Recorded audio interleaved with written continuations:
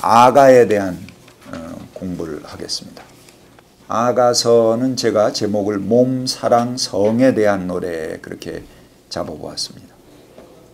자, 이 아가서는 그 제목 자체가 Song of Songs 이렇게 이야기합니다. 이게 뭐냐 하면은 노래 중에 노래다 이렇게 불리는 거죠.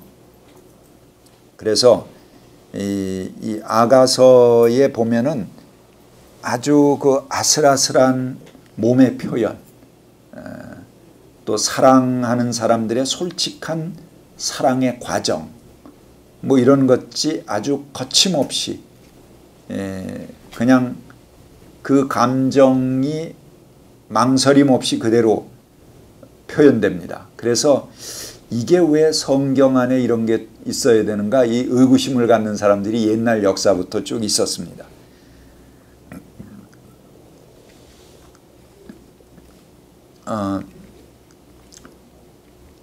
그래서 이 성경에서 잘릴 뻔한 그런 여러 번의 위기를 갖고 있는 것이 이 아가서이기도 합니다. 근데 이 성경에서 잘리지 않은 게요, 이 아가서 보면은 솔로몬이라는 이름이 여러 번 나옵니다. 그래서 솔로몬의 사랑처럼 이렇게 이게 좀 엮어져 있기도 하고, 또 솔로몬의 노래다 뭐 이렇게 이야기를 합니다. 그래서 아마 그런 것들이 상당히 성경에서 잘라지는 것에 대해 어떤 방지 역할을 하지 않았는가 이렇게 보여집니다. 근데 이 꼭 솔로몬의 저작이다 이렇게 보기는 좀 어렵죠.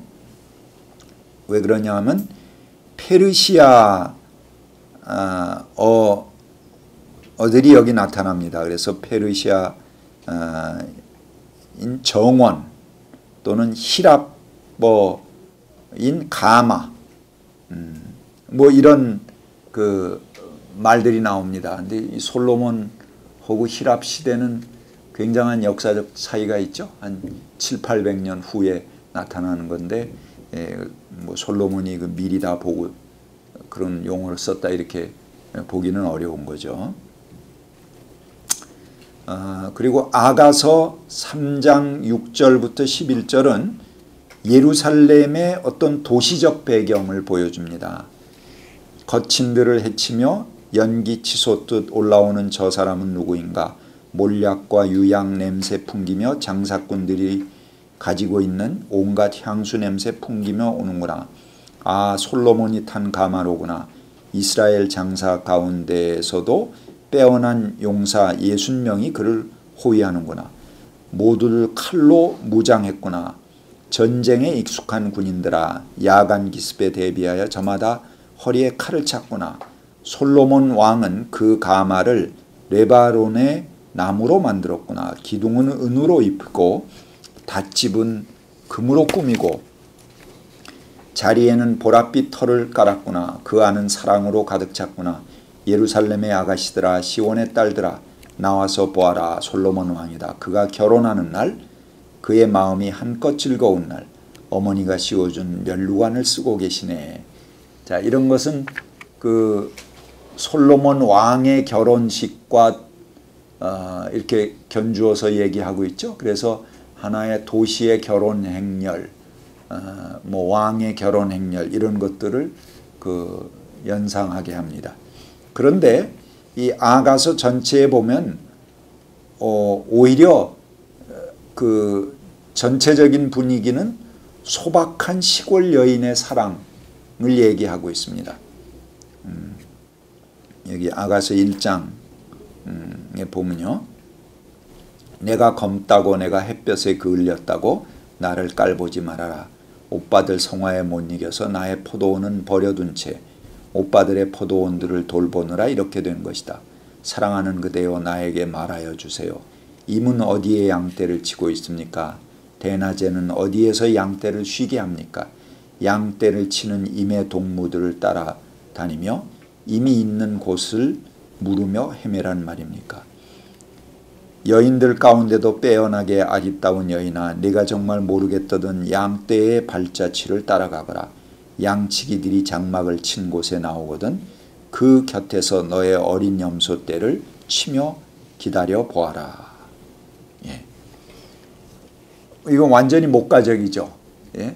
그 햇볕에 그을리고 일하다가 그 다음에 양떼를 찾아 나가고 뭐 이런 거는 이제 그 시골 사람, 시골 처녀 총각들의 목가적인 그런 사랑을 얘기합니다. 그 다음에 1장 16절도 보면요. 나의 사랑 멋있어라 나를 이렇게 황홀하게 하시는 그대 우리의 침실은 푸른 풀밭이라오. 그 다음에 임은 나의 것 나는 임의 것 임은 나리꽃 밭에서 양을 치네 날이 저물고 그림자 사라지기 전에 나의 임이여 노루처럼 빨리 돌아와 주세요.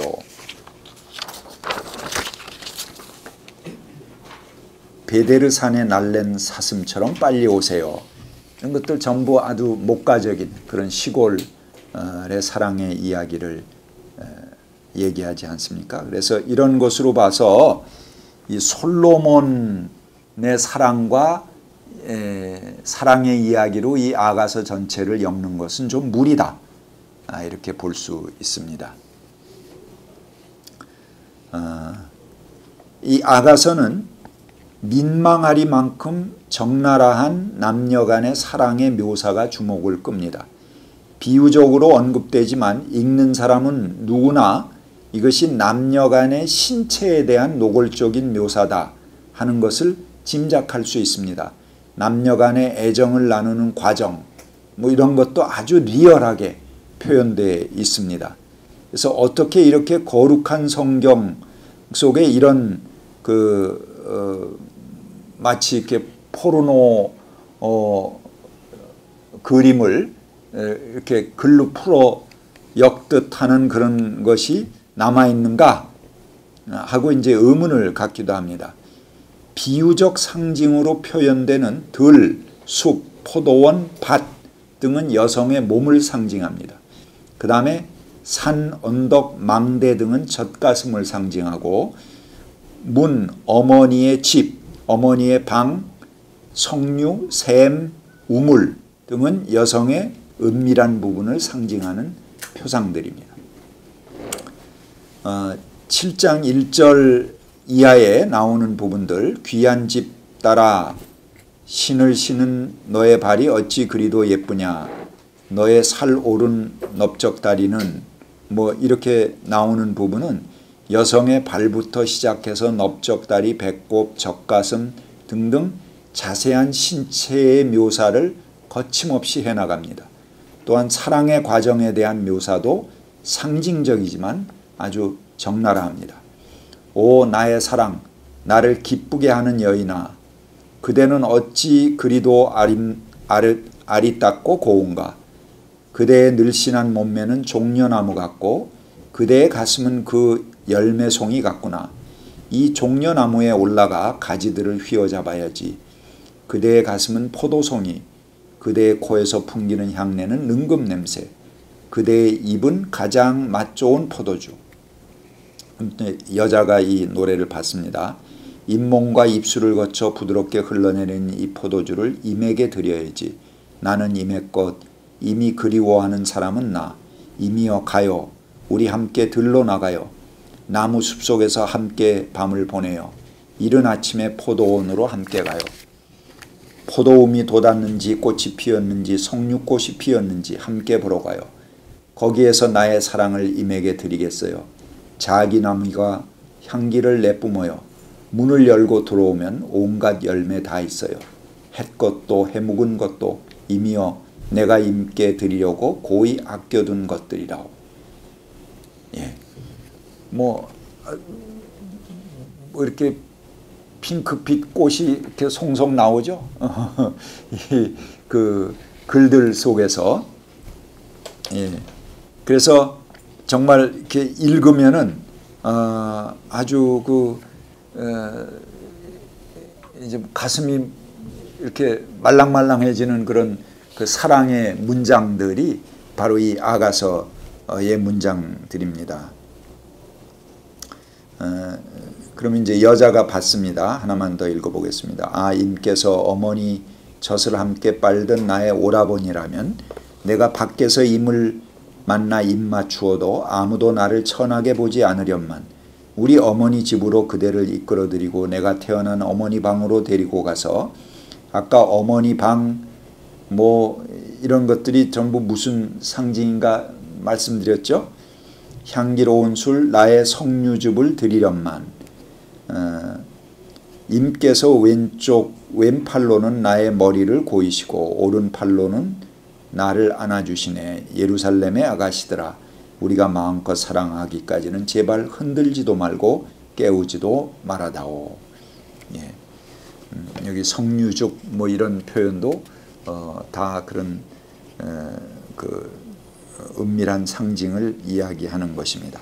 자, 그런 귀절들을 제가 뽑아놨습니다. 여기 한번 여러분들이 뭐 아가서 전체를 한번 그 읽으면서 이렇게 그 호흡을 느껴 보시길 바랍니다. 그래서 거룩하다고 여겨지는 종교의 영역에서 낯설고 민망할 정도의 솔직함 때문에 이 아가서는 항상 구설수에 올랐습니다.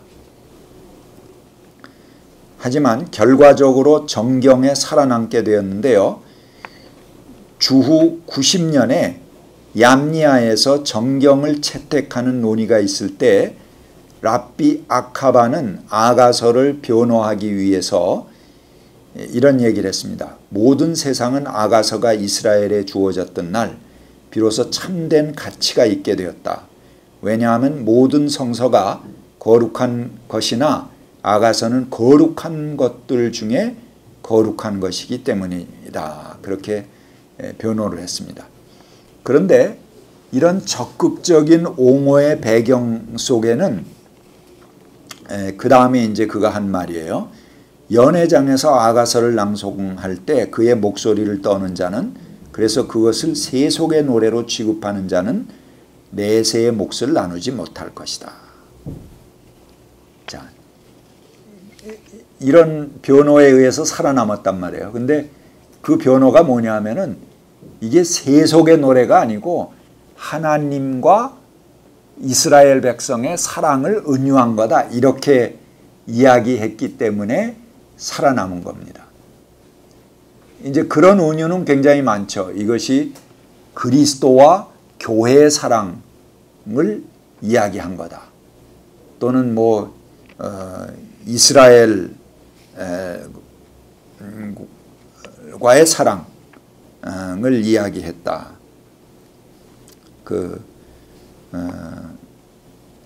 그래서 차례로 이 아가서 신부의 상은 이스라엘, 교회, 동정녀, 신도 개개인 뭐 이런 것을 나타내는 다양한 주제로 변화돼서 이것이 하나의 비유적인 표현이다 이렇게 봤기 때문에 사실은 잘리지 않고 살아남았습니다. 그 다음에 아까 봤듯이 솔로몬의 노래다 이렇게 한 그런 권위 때문에 잘리지 않고 살아남은 그런 배경이 된다고 봅니다. 그 다음에 이 아가서의 이야기를 옛날 그 바알과 아낫의 제의 또는 바벨론의 담무스와 이스타르 제의 이런 남신과 여신의 결합과 그 성적 결합이죠. 그러니까 바알 신전에서 이제 그런 남신과 여신의 결합을 흉내내는 그런 그 성창제도와 남녀 신도가 이제 혼음하는 그런 습관들이 행해졌다고 그랬잖아요. 이제 그런 제의적 배경 속에서 이 아가서를 풀어보는 그런 견해도 있습니다. 뭐 이런 측면의 영향을 받을 수는 있지만 여기 이런 이교적 축제 의식이 야훼의 예배에 적용됐다 그런 흔적은 없습니다.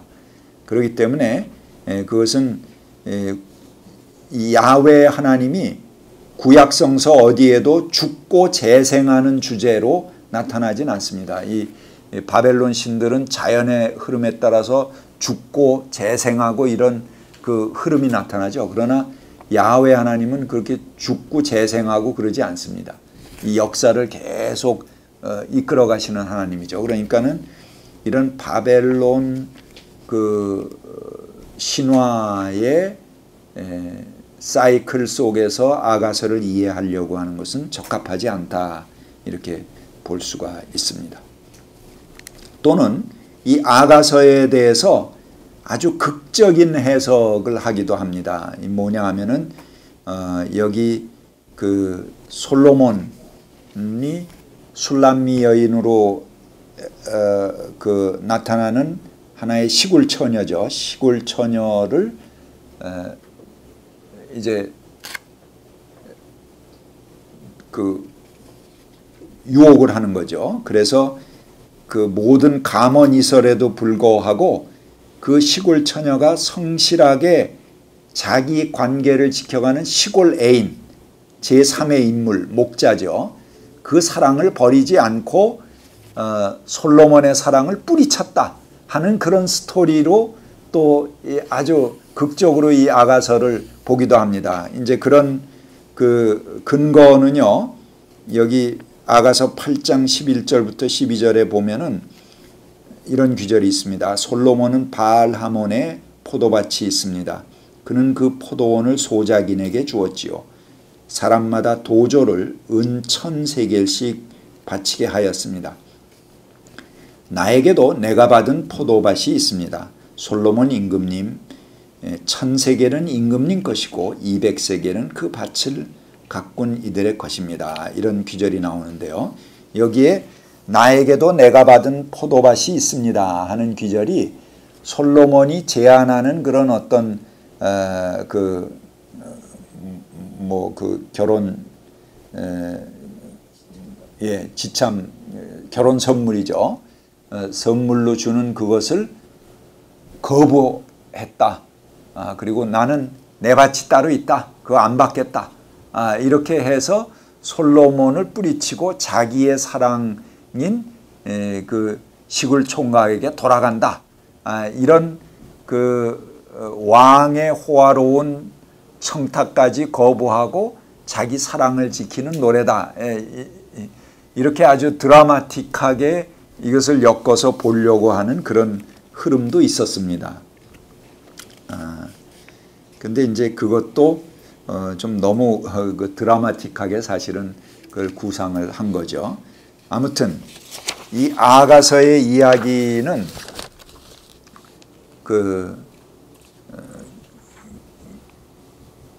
굉장히 그 많은 사람들에 의해서 다양하게 우리가 그 해석의 역사를 보았습니다만 비유적으로 해석하기도 하고 아주 드라마틱한 그런 해석을 하기도 하고 바벨론의 그런 그 신화 속에서 해석하기도 하고 다양한 해석들이 시도되었습니다만 우리가 그런 해석들에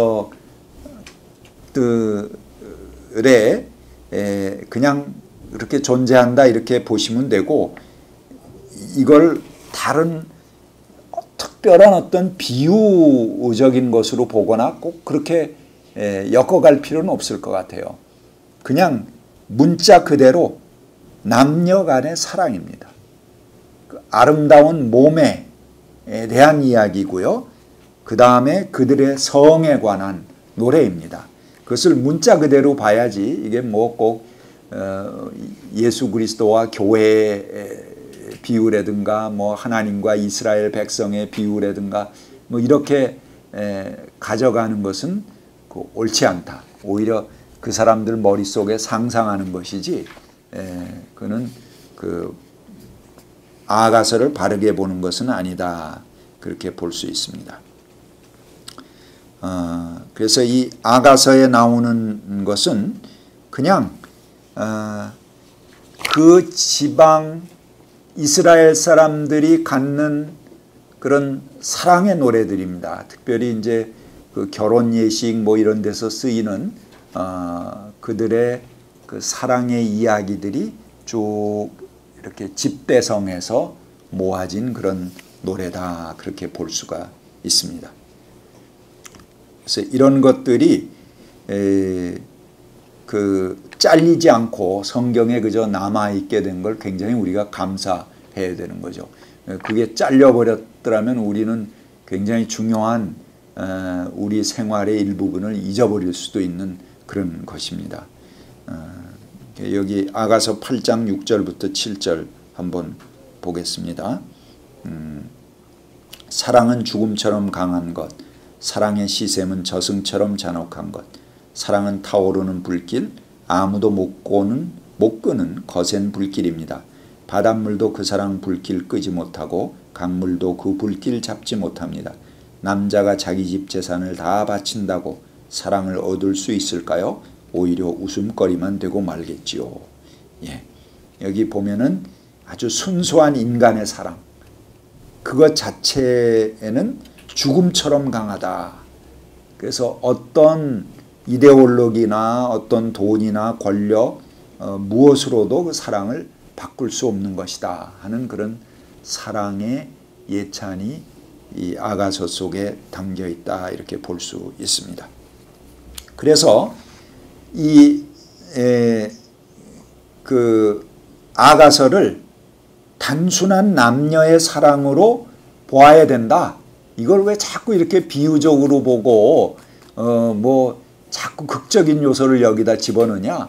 그냥 이건 더도 말고 그냥 이 글 있는 대로 남녀 간의 사랑의 노래다. 이런 얘기를 했다 목이 잘린 사람들이 많이 있습니다.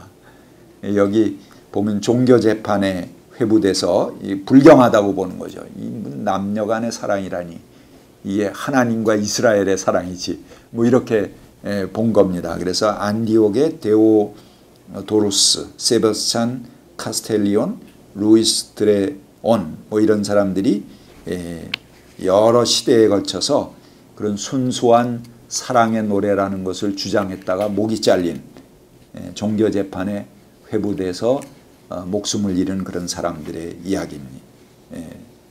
사람들입니다. 이 아가서는요 또 다른 특징이 있는데요.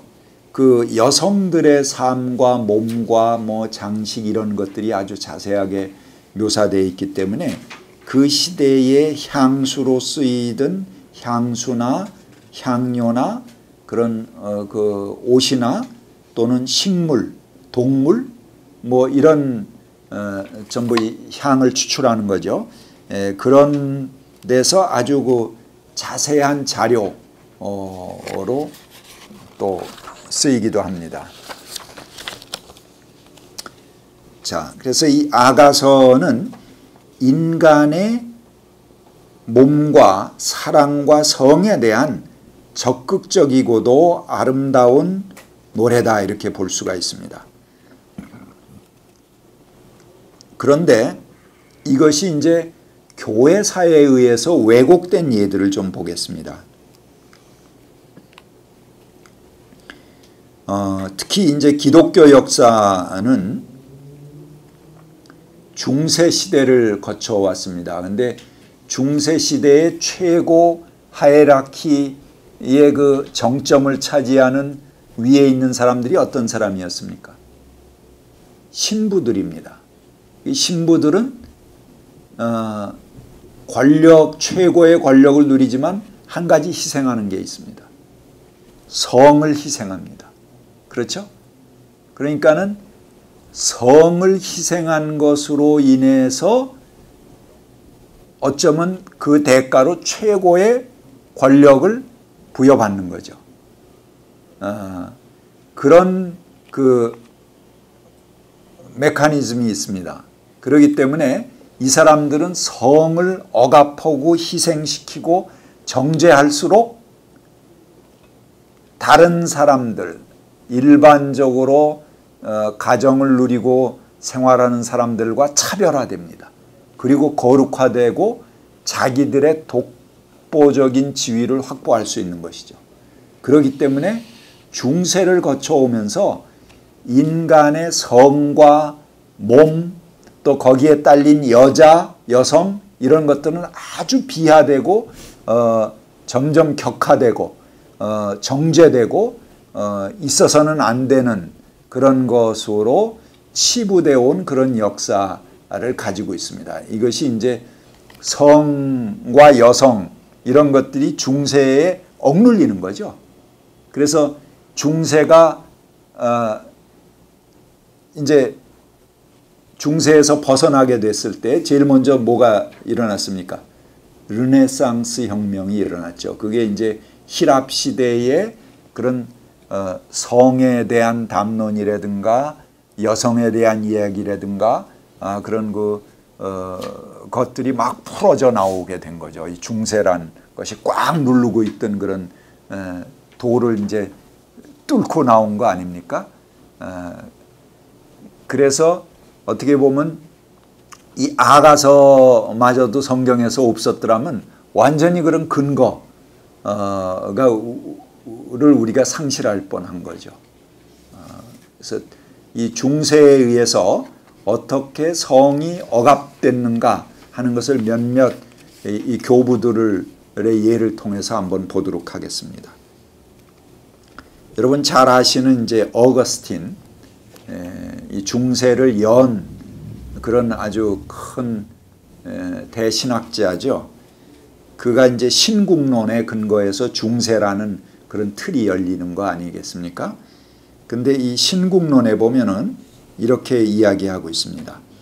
지혜와 성스러운 즐거움을 사랑하는 사람치고 가능하기만 하다면 이런 정욕 없이 자녀를 생산할 수 있었으면 하고 바라지 않을 사람이 있겠는가? 이렇게 이야기합니다. 그러니까 자녀를 생산 안 하면 이제 인류가 끊기니까 안 되죠. 근데 그 자녀 생산을 어떻게 하냐면 정욕 없이 그냥 자녀만을 생산해라.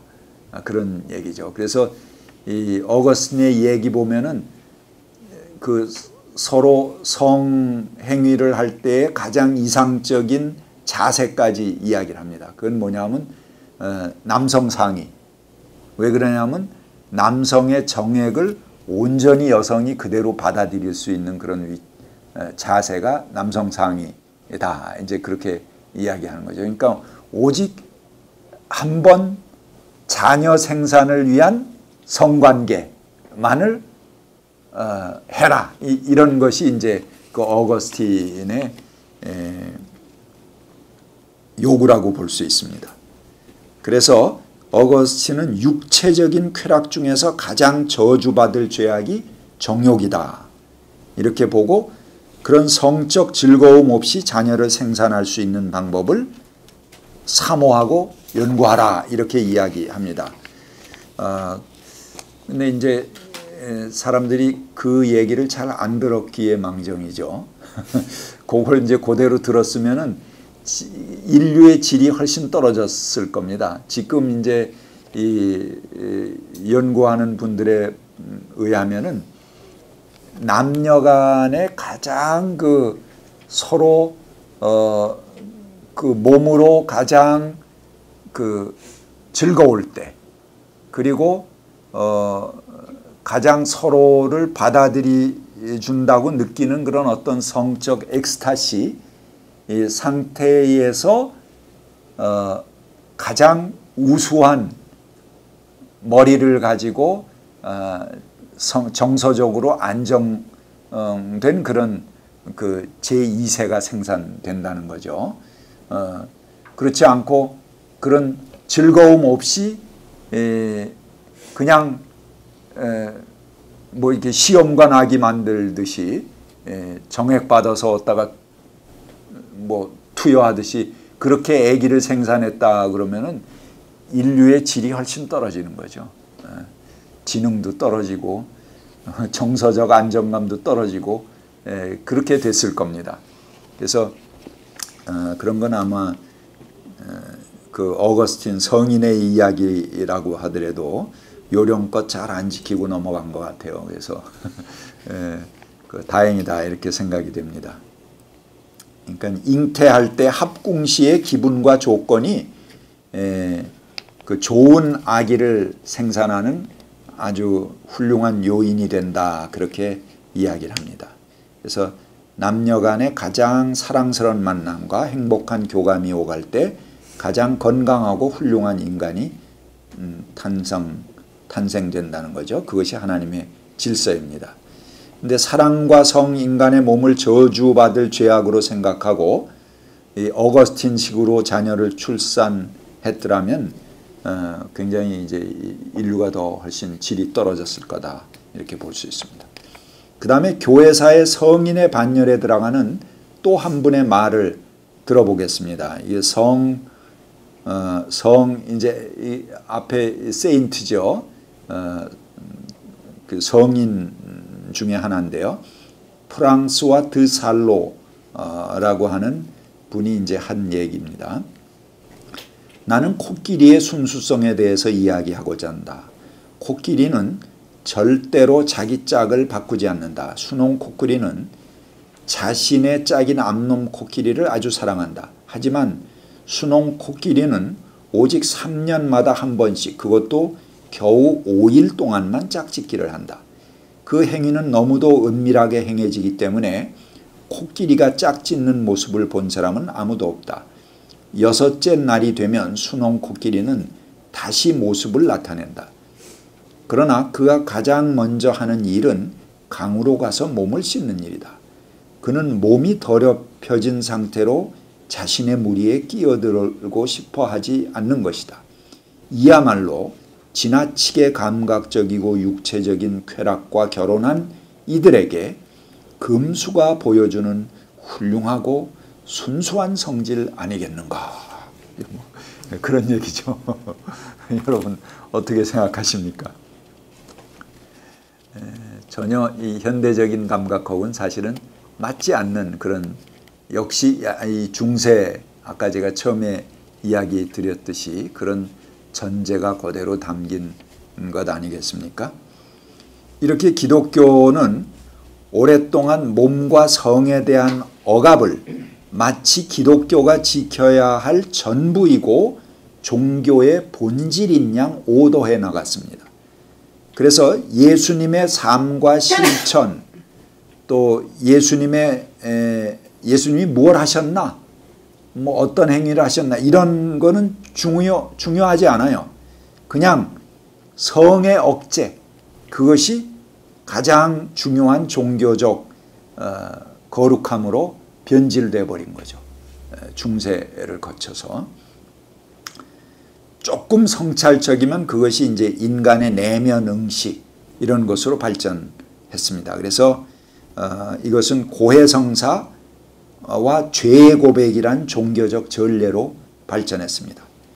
그래서 성은 죄를 낳고 죄는 고백을 낳는데 은밀한 성의 이야기를 다 고백할 수 없잖아요. 그러니까 내적으로 무한한 죄의 확대를 가져옵니다. 여신도들이 남자 신부한테 가서 그거를 전부 그 은밀한 그 고백을 다 해내겠어요? 그 안 되니까는 그걸 이제 못하는 거죠. 그러면은 그것이 자꾸 이렇게 죄의식으로 확대돼 나가는 거죠. 그래서 내적으로 무한한 죄의 확대를 가져오게 되는 거죠. 그래서 지금도 여전히 설문조사나 이 통계를 해보면요, 기독교인의 죄의식의 근본을 이루는 것은 성적 욕망이 거의 대부분을 차지합니다. 그렇지만 죄가 많은 곳에 은혜도 많다, 그런 말과 같이 이렇게 무한히 확대되는 죄의식은 상대적으로 교회의 권위를 강화시킵니다. 그리고 교회의 권력과 부를 부여하게 되는 것이죠. 죄를 포기할 수는 없고 대신 교회 권위에 그냥 꿀뻑 죽는다든가 아니면 헌금을 많이 바친다든가 이렇게 해서 이 죄의식을 심어놓고 확대시켜 나가면 대신 교회는 권위와 돈이 들어오는 거죠. 그게 이제 중세가 갖는 메커니즘입니다.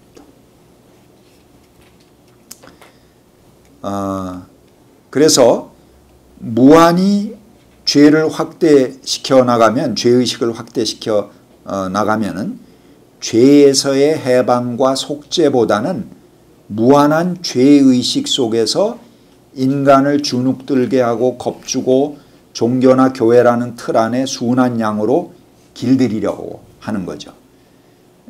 이것이 성에 대한 정치학입니다. 그리고 신학은 여기에 맞장구 치면서 교회의 확장과 권력화를 꽤 나갔던 것입니다. 이것은 인간을 자유케 하는 그리스도의 사역과는 정반대의 방향을 선택한 그런 사역이었죠. 그렇기 때문에 중세가 암흑시대다 이렇게 이야기하는 거예요. 인간을 억압하고 누르고 그 본성을 죄악시하고 그렇게 함으로써 교회는 굉장한 권력을 얻어간 그것이 이제 성의 정치학이다 이렇게 볼 수가 있습니다.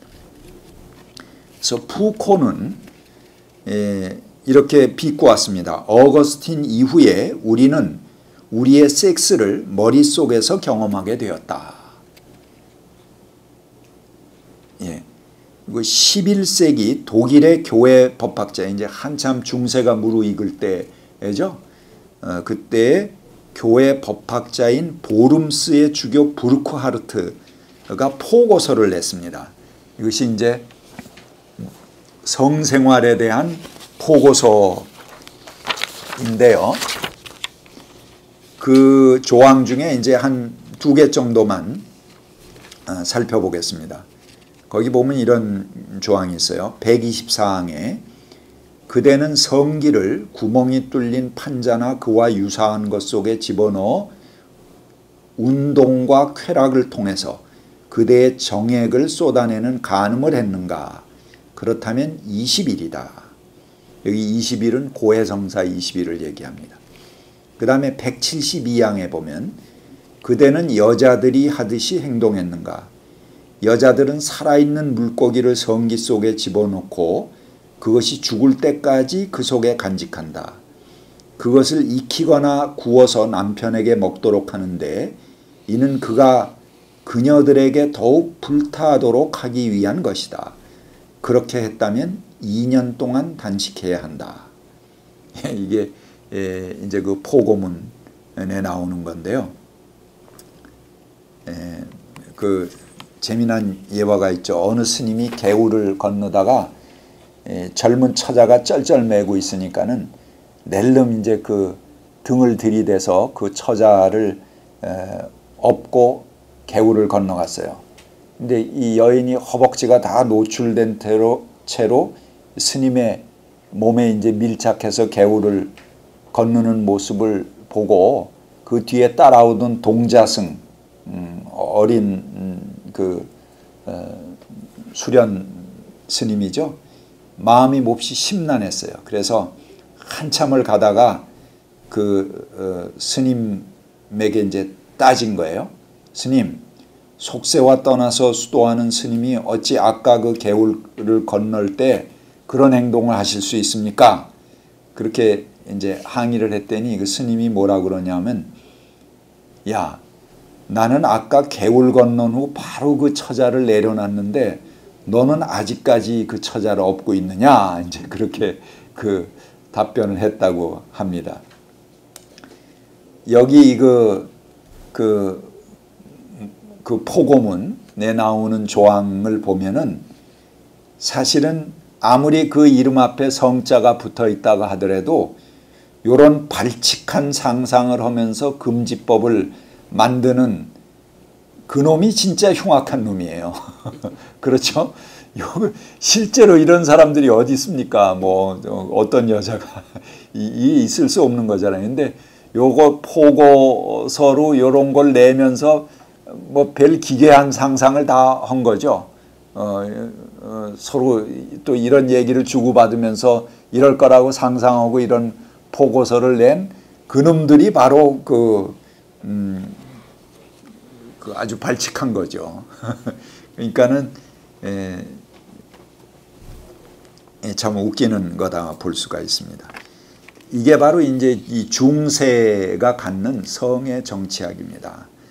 그래서 이 종교가 마치 성을 억제하는 것이 본질인 양 이렇게 키워왔던 거죠.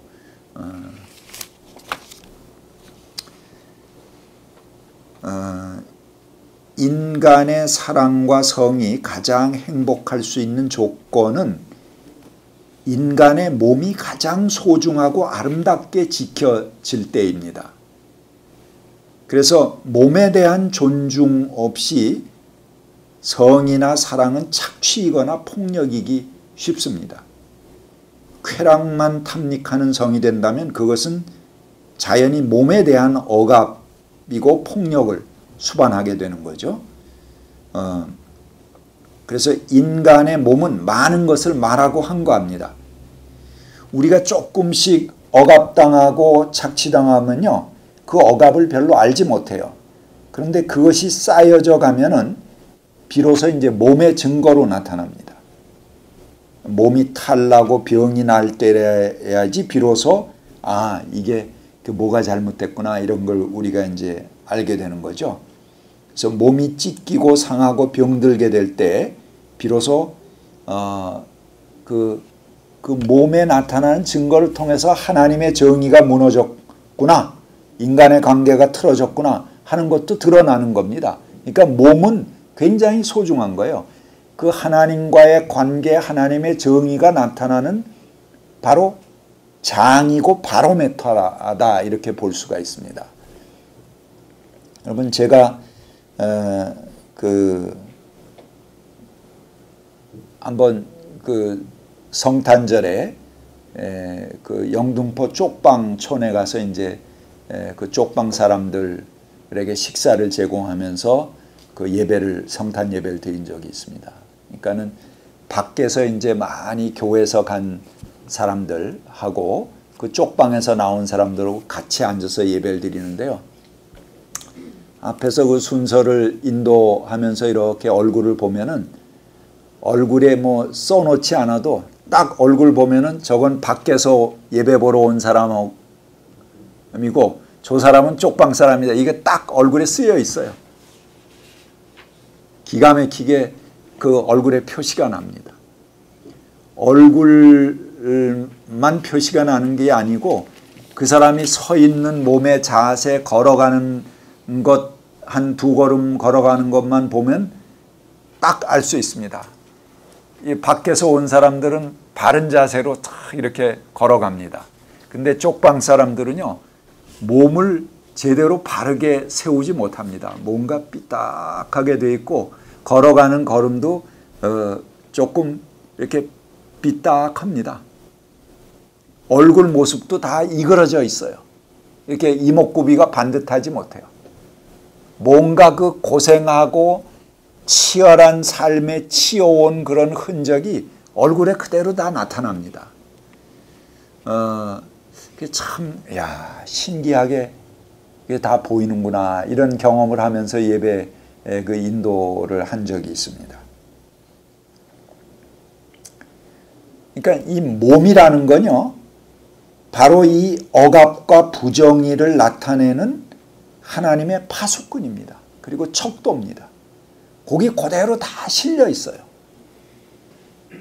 그 사람 몸을 보면 이 사람이 어떻게 지내왔구나, 이 사람은 굉장히 많은 수모를 당해왔구나, 착취를 당해왔고 어려움을 겪어왔구나 하는 것들이 그 몸에 그대로 나타납니다. 근데 우리가 전에 이제 그 유신 때 이런 때 이제 가끔가다 경찰들이나 뭐 이런 권력들이 그 학생들이 이제 데모하고 그러면 막 쫓아 들어오다가 교회가 성역이다 싶어갖고 교회로 이제 그 데모꾼들이 이제 피신하거나 그러잖아요. 그러면 그 쫓아 들어와 갖고 교회 안을 쑥대밭 만들고 그런 예들이 이제 몇 차례 있었어요. 그랬을 때 교회 안에 경찰이 들어와서 막 최루탄 터뜨리고 뭐 이렇게 하고 그랬다 그러면은 전국의 모든 교회들이 모입니다. 그 교회에 모여서 끝까지 내무부 장관이 사과를 하거나 아니면 사퇴할 때까지 그 싸웁니다. 왜? 성역 침범, 성전 침탈했다. 그거죠. 그래서 그때 그 노태우가 내무부 장관 할 때 노태우가 내무부 장관에서 내려오게 된 것이 바로 그런 성전 침탈 사건과 관련해서 이 기독교인들이 아주 똘똘 뭉쳐서 이제 그 데모하고 장관 사퇴하라고 요구를 해서 결국은 노태우가 사퇴를 했습니다.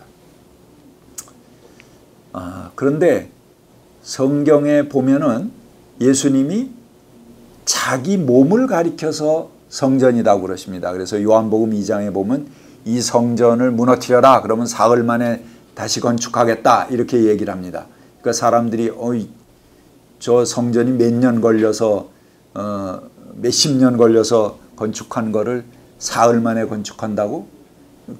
그러고 이제 그 예수에 대해서 반감을 품습니다. 근데 예수님은 이제 그 요한복음 2장에 보면 이렇게 설명하시죠. 그것은 자기 몸을 두고 하신 말씀이다. 그러니까 예수님 자기 몸을 성전이다 이렇게 표현하셨죠. 고린도서에도 고린도서 6장 19절에 보면 바울이 그렇게 말합니다. 여러분의 몸은 성령의 전입니다. 그렇게 말하죠. 그러니까 참 성전은 뭡니까? 우리의 몸이죠. 그래서 우리는 교회당에 누가 침탈에 들어오면은 극렬하게 저항을 하고 전국의 온 교회들이 뭉쳐서 이제 그걸 저항을 하는데 사실 진짜 성전들은 우리 인간의 몸이에요. 보이는 이 건물, 집기 이런 게 성전이 아니거든요. 참 성전은 우리 인간 하나하나예요. 그리고 그 하나님이 거하시는 몸이에요. 우리 몸 안에 하나님이 거하시잖아요.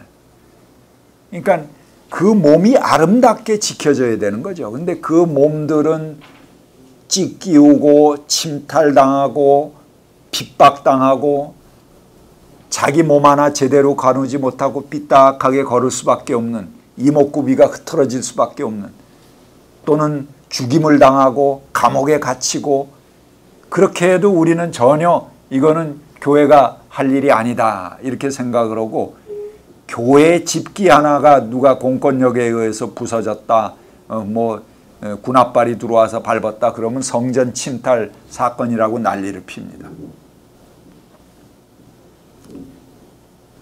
물론 난리를 펴야죠. 공권력이 그렇게 오면 안 되죠. 그러면 우리가 저항해야 됩니다. 그러나 더 우리가 분노해야 될 것, 더 저항해야 될 것은 인간의 몸이 침탈당하는 것입니다. 왜 하나님이 주신 몸이 제 몸 하나 제대로 못 가지고 삐딱하게 이목구비가 흐트러져서 이그러지고 찌그러지고 왜 그런 모습을 하게끔 방치해야 됩니까? 더군다나 왜 인간의 몸이 죄 없이 감옥에 가야 되고 죽임을 당해야 되고 이렇게 됩니까? 이것은 성전 침탈 사건입니다. 정말 우리가 분노해야 될 그런 사건이죠. 우리 시대에도 아직까지도 이 성전이 침탈당하고 있습니다. 이 이그러진 얼굴들을 보십시오.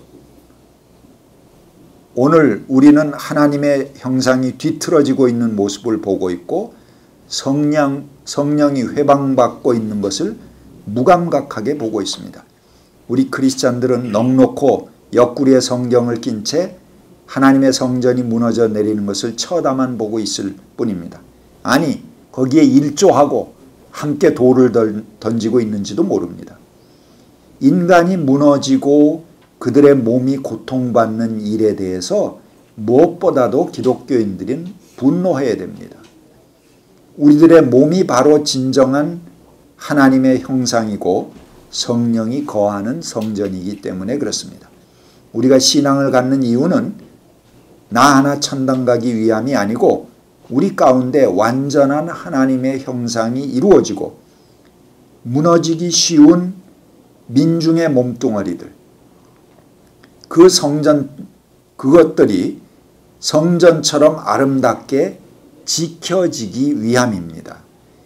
예언서가 무너진 하나님의 정의, 그 결과 무너져 내리는 인간의 몸에 대한 항거요 고발을 주제로 하는 그런 부정적 접근의 말씀이라면, 아가서는 가장 이상적이어야 할 몸의 아름다움, 그리고 인간의 사랑과 행복이 보장되는 사랑의 세계를 소중하게 우리들에게 전달해주고 보여주는 적극적이고 긍정적인 말씀이 바로 아가서의 말씀이다, 이렇게 볼 수 있겠습니다. 오늘 거기까지 하겠습니다.